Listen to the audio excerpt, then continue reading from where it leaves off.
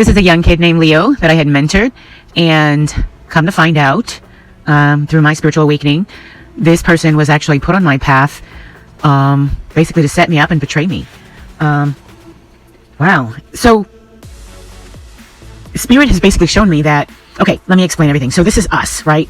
I met him and he was basically trying to ask me out, take me out, and I was not interested. And there was a huge age difference between us, but it's always been an issue of mine. I always attract men probably more than, 1.5 times my age. But I declined, but we did talk, and he needed encouragement, and I tried to lift him up. I tried to encourage him to maybe change or switch up his job. There was a situation where I ended up in the area where his job was at the same time that he was reaching out to me and getting off work. So I picked him up, and and I asked him, what are some of the things that you're afraid of? And he was like, well, I'm afraid of heights, and I'm afraid of water, and I'm afraid of this, and I'm afraid of that. And I was driving him somewhere, I think it was to a job interview, and I said, well, why don't we conquer some of those fears and make the most out of this friendship? And I appreciate your honesty and this and this and that. The only thing I can do is help you be a better person, but that's all we can do. And so I took him to the Arch. It was going with him was my second time there. And we went up to the top of the building, all the way up to the top of that arch. It's pretty cool. And I had him to look out the windows and stuff. First of all, going up there, you're in these little eggs. And while we're in the eggs, he was very nauseated. I remember okay, so the egg is it looks like a dinosaur egg. It's shaped like a dinosaur egg. It's about the size of what might be a dinosaur egg. And then you can only fit so many people inside of it. And then it's kind of a claustrophobic few minutes, right? Especially if you're scared of heights. And then on top of that, if you've never been inside of the arch. So the arch is, it's kind of deceiving, because when you look at it from the outside, you can't really imagine that all of that stuff could actually fit inside, but it does. And it is, right? So as you're going up in this, kind of zigzag, but upward, forward motion. And it's pretty cool because, it's old, it's historical. So it's a bit of a bumpy ride, and it feels really authentic and natural. So, for the first time, it is going to sort of, pull on your stomach a little bit, and make you nervous. And if you are afraid of heights, obviously you're going to be afraid of heights. So this is him basically leaning into me, I was trying to get him to breathe normal, or breathe a little bit deeper, figure out what was going to work best for him. But we were adjusting his breathing, and I told him, I'm here, it's okay, and if he wants to scream, if he wants to, squeeze my hand or something like that, whatever. Just, to be patient and to go with it and to allow himself to feel and experience it. And this is how he conquers the fear, right? Otherwise, he's never going to do this again. And the next time he does do it, if he does get talked into doing it, he's not going to enjoy it. He's going to have fears, right? So this is, us enjoying it. So we finally make it to the top, and we get through all of that. And I have him look out the window, and I have him really enjoy the view. And I gave him the space to do that, and I showed him, this is the St. Louis side, and then come look over here. This is the Illinois side, and check this out, and let me get a few pictures of you. And then he took a few pictures of me, and we had a really good experience. So we made it as comfortable as possible. Well, I made it as comfortable as possible for him, so that he was in the full recognition that he was conquering the fear. Also, he was doing something different that he'd never done before. He is, born and raised here in St. Louis, from what he told me, and he's never really done anything outside of St. Louis. So, except for maybe, the neighboring areas. And, us here in St. Louis, we go over to Illinois, every day and back like it's nothing. So this is us looking over at the Illinois side. And I didn't realize it until I started having this awakening about our whole meeting thing. But look at his eyes in that picture. I mean, yeah, those of you who are gifted or intuitive, you can see that. Those of you who can read. Basically, I know that I am showing this kid that there's more to life than what you know in St. Louis. And I just met him, and I just really wanted to make his day. He was absolutely depressed. He seemed like a good kid. So he was actually a customer of mine. How we met is he was a customer of mine. And I could see that everything that was going wrong for him, that could have went wrong for him, was actually going wrong for him in that moment. And then his mom kept calling him and sweating him. And it seemed like there was just one thing after another, just really going after him. And he explained about some of the things that he was going through. He had just gotten released from a prison program, and he was trying to turn his life around. And he's really, he convinced me that he was really aware that he had been around a lot of bad people, and that those bad people have really cost him some time. They cost him some relationships. I think he was telling me something about having lost a baby, stuff like that. Anyway, I don't know. I just wanted to be there for him, not to have a relationship with him, but just to encourage this kid to, from this day forward, you can be okay. You can be better. You can experience anything that you want to experience. If you want to do better, you got to just do better. And I, wanted to plant that seed in him to believe in himself. but unfortunately we met in a very personalized circumstance, and I probably went above it. Well, I clearly went above and beyond to make a difference in this kid's life, but this is just kind of who I am. I'm technically this type of person. I'm going to do everything that I can within my power that's not going to compromise me, but I've learned that in the end I had to rethink those boundaries as far as to what is compromising me and what is not compromising me. So as this wonderful kid had taught me, that even though I don't see that I'm being compromised, doesn't mean that it's not happening. And so I had to reflect on this whole meeting, and how everything just kind of went wah so fast without really me understanding or knowing how and why. And so I took a look at this. So these are the pictures. These are some of the pictures, and I also had, I don't know, I had like digital pictures purchased, and then the museum pictures, the authenticated pictures. I think we went on a ride. Yeah, we went on a where they specifically took the pictures. It was some kind of like movie theater ride thing. I think they took a picture through that. And when we finished that, then the staff there took a picture. I purchased that. I spent about $110 in pictures. I spent about, I don't know, roughly $60 for us to go inside and do this thing, and that's including a little snack and stuff while we were waiting. And I don't know, it was just money, and it was just, hey, you don't, when you want to change someone's life, I didn't look at it like that way. I just looked at like, what is it going to cost to get up there and conquer that fear, like, or what can I do to help him conquer that fear. So we did that. And so then then I asked him, when we were finished with that, I said, okay, great. Is it time to, we went and did his job interview. And then after that, after the job interview, I said, well, what else are you afraid of? And he was like, well, water. And I said, okay, cool. So I took him to, there's a place in Illinois that is a casino on the boat. We have one here in Missouri, Missouri on the Mississippi River, but it was like extremely obvious. I would not have been able to conceal to him that I was taking him on a boat. So I took him to this place in Illinois where I knew that I was able to conceal that, because you don't really know that you're on a boat, okay? And so that's what basically I did. So I gave him like, I don't know, 20, 40, 50 bucks, whatever, to play at the slot machine, I don't remember, and to make him comfortable. And by the time he finished his money and I was just about halfway through spending mine, I said, hey, by the way, this casino is on a boat. You're literally standing on a boat. And so he got really sick to his stomach and nervous. But then he was like, oh my God, okay. It doesn't feel like I'm on a boat. I would have never guessed it. And I was like, I know, that's why I brought you here.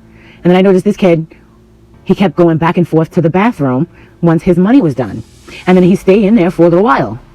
So I said, okay, whatever, And there was one other time where he did something I really didn't like.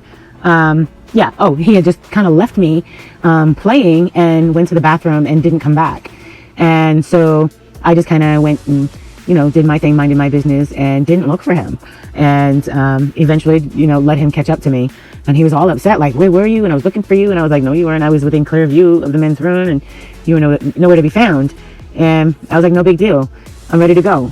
And so we left. And this is us taking a picture outside. So I took him on the water side to show him, see, look, there's actually water. We really were in a boat on the water. And we took this picture, or he took a couple selfies of us. And I was just like, yeah, okay, cute. And so I think it was, he gave me a couple hugs, and he picked me up and he spun me around, and he told me that this was the best day he'd ever had, and that I make him feel alive, and he's so thankful and he's so grateful, and he appreciates this and this and that. I mean, he really seemed very authentic, and I really felt like I was making a difference in this kid's life. And I thought, wow, I'm going to change this one kid. I'm going to save this one kid. And so I felt him getting like sexually excited, so I pushed off of him and I told him, no, ain't gonna be none of that. Calm yourself down. And so I was able to break that off, set my boundary, and I was like, okay, I'm ready to go. And I took him home. And so I think it was like maybe 3 or 4 days after that, I got a text or call from him. Maybe it was a week later. And he's like, what are you doing? And I'm like, nothing, I'm chilling, I'm at home.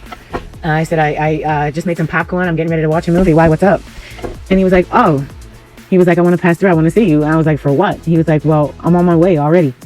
And I was like, well, for what? And he was like, I want to see you. I just want to say thank you. And he said, I'm passing through. I'm going by to a friend's house. And I just wanted to stop by and give you a hug and say thank you. And I was like, oh, you're so sweet. And I was like, you don't have to do that. I said, I'm getting ready for bed. I'm good. And I don't accept company. And he was like, well, I just wanted to give you a hug and I appreciate you. And you really you changed my life and you changed my perspective. And I like you. I really like you. And he said, I just want to show you that I care for you. And I wanted to give you a hug before you go to bed. And I said, all right. So he came over And I was sitting on the couch, and I had on, and I was dressed. I mean, I really was mismatched. I had on a t-shirt with pajama pants and slippers on, and I think I had my hair wrapped up, and I was ready for bed. And my clothes did not match by color or texture, and I didn't care. And it was none of his business. So, it also just kind of validates that I wasn't expecting any company. You know what I mean? I wasn't preparing for any, and he was not welcome to stay. You know what I mean? He was coming by supposedly to give me a hug goodnight and thank me and keep going.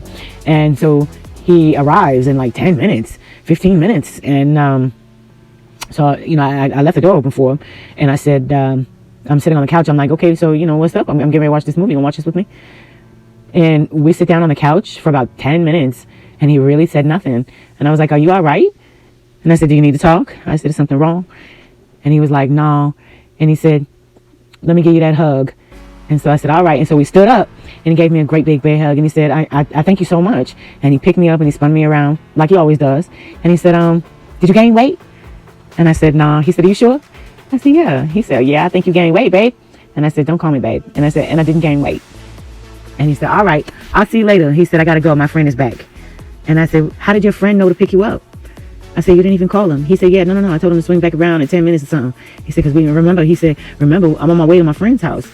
And I was like, yeah, you did say that. All right, well, take care of yourself. Have a great night. I'm finna watch my movie. And he left. And it isn't until 2 years later I'm realizing, and I'm totally leaving something out.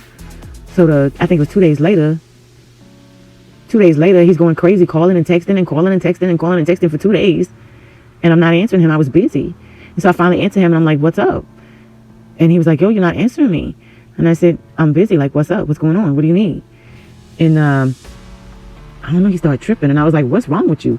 And he was like, I'm going through something with my old boy or my parents or my mom. I can't remember. And so I said, okay, well, holla at me when, you work things out. And I saw him at the store. I just happened to bump into him at the grocery store, and he was dirty, really dirty, and he looked super, super stressed out. Like his energy was so fucking bad. And I said, what's going on with you? You all right?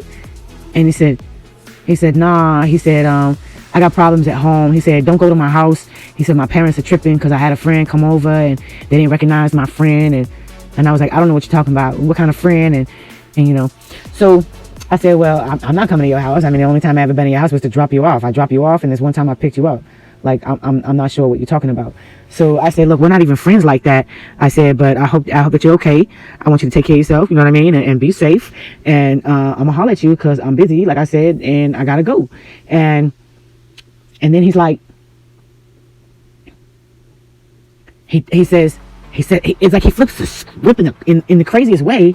And I knew I was being set up, but I didn't believe it. I didn't see how.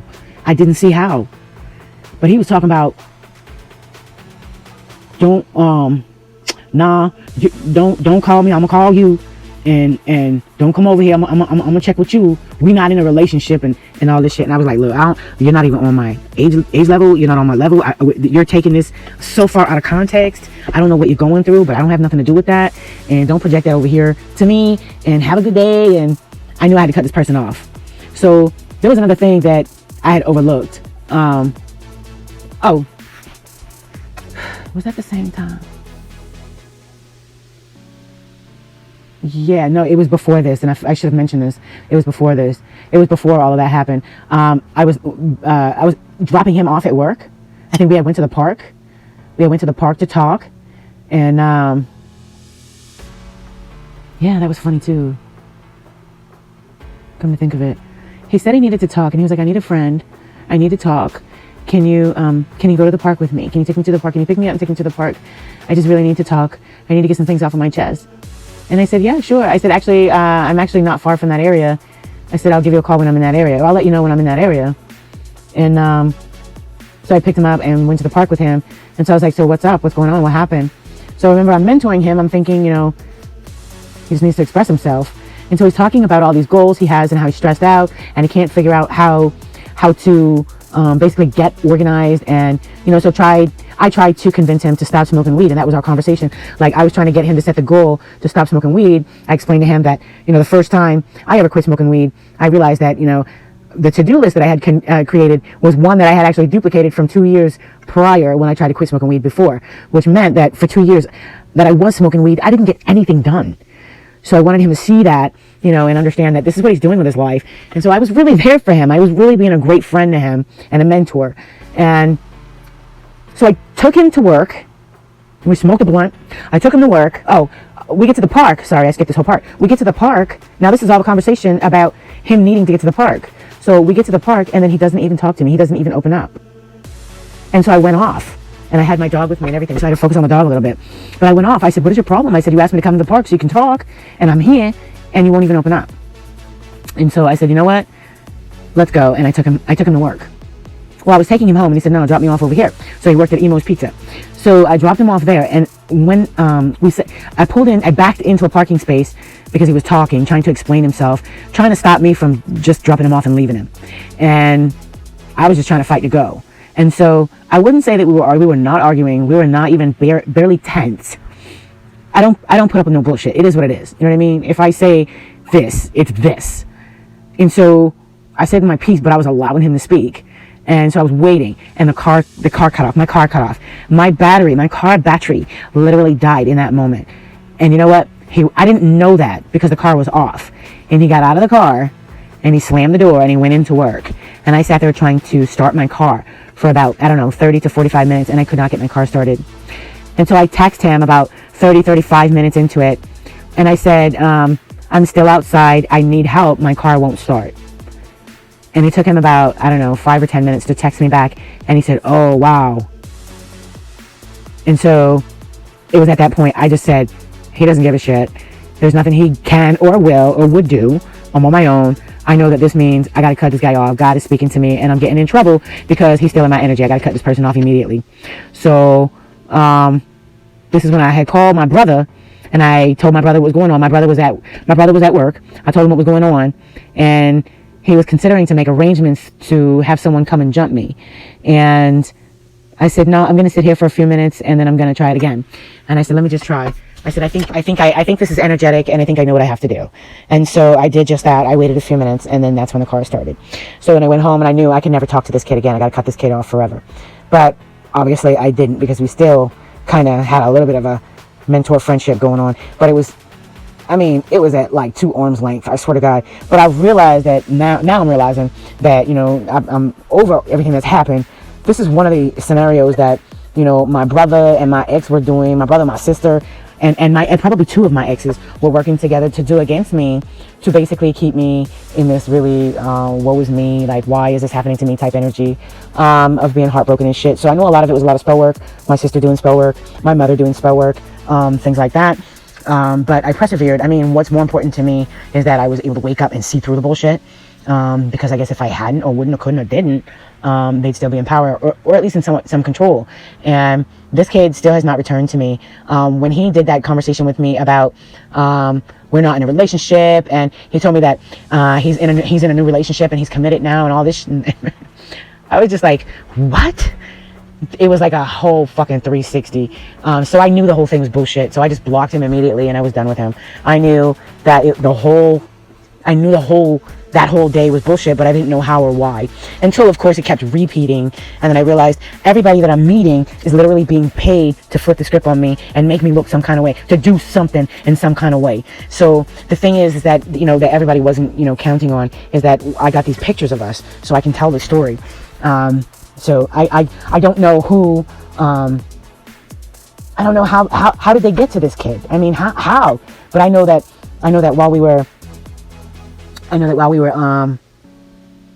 together personally several times, especially in the casino, he kept pulling away to get on his phone. So maybe he was being instructed or guided. I'm not sure. But anyway, I needed to expose that. And then, the funny thing is, what prompted me to expose it is that I'd like to delete these pictures off my phone and clear this energy out of my life. 2023, I was really winning. I was winning my ass off. And so I know that they're all getting karma. I just couldn't win in public, and I still can't, you know what I mean? I gotta keep it quiet, but being able to wake up every day is a win for me, and that's kind of, that's enough for me. That's enough. And I'm just so grateful that little shit like this is not gonna fucking break me. And, you know, as far as making me, I mean, the only thing it can do is make me be seen for who I am and not the person that they're trying to make me be seen for, which I really don't know. I had gotten a spiritual download that this particular incident of him coming to my house was used as some sort of staged lie to look like I don't know, like as if we hit it and quit it. And possibly it was going to be used against me, that this was the incident where I may have given or shared or spread some sort of disease. So these were downloads. Maybe it was a fear that I had that this is what they were saying, because of the reactions that people were having.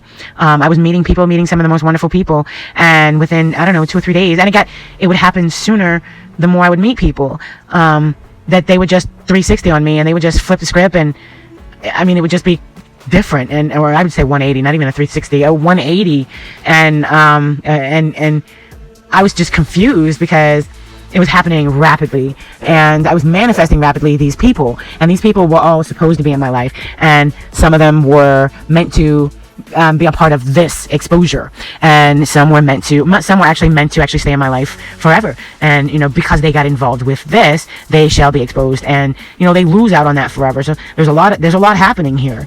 But this kid right here, I just needed to delete these pictures, and I needed to expose this situation. This kid right here, I never slept with this kid. I never was attracted to this kid. I'm not interested in or attracted to young men like this. But I was very much attracted to possibly saving his soul, saving his life, and maybe, you know, being able to encourage him into doing things a little bit different, into seeing the highest potential in himself. I think he was making $15 an hour at Emo's Pizza, and he was dreaming of being a chef. And so I helped him to be inspired and encouraged him to go for a job being a chef. And I helped him get a job in banquets, doing banquet serving. I mean, it was better than nothing. It was a step up from Emo's. And that's the kind of impact that I was having in his life. That was the relationship I was having with him. I don't know. Well, I'm not 100% clear on what type of relationship he was having with me, but it was clear that he was being used to victimize me in this gang stalking ring against me here in St. Louis. So I'm thankful I was able to share this and get this off of my chest. Now I can delete these pictures and never have to speak about this kid again. He betrayed me, betrayed my trust, disrespected me, you know, made a mockery and a fool out of me, and he didn't even know me. And I know that him and his family are paying dearly, probably in karma, for disobeying and disrespecting me in this way. Because here I was, you know, just really trying to change this kid's life, and this kid was setting me up to basically destroy my life and didn't even know me. So I don't know, you know, what you got paid, or if you even got paid, but you know, karmically speaking, whatever you got paid, I will get that back times 10, and you will be negative times 10, whatever that was. So I hope it was worth it. And yeah, well, I'm never going to speak of this again, because you're not worth it.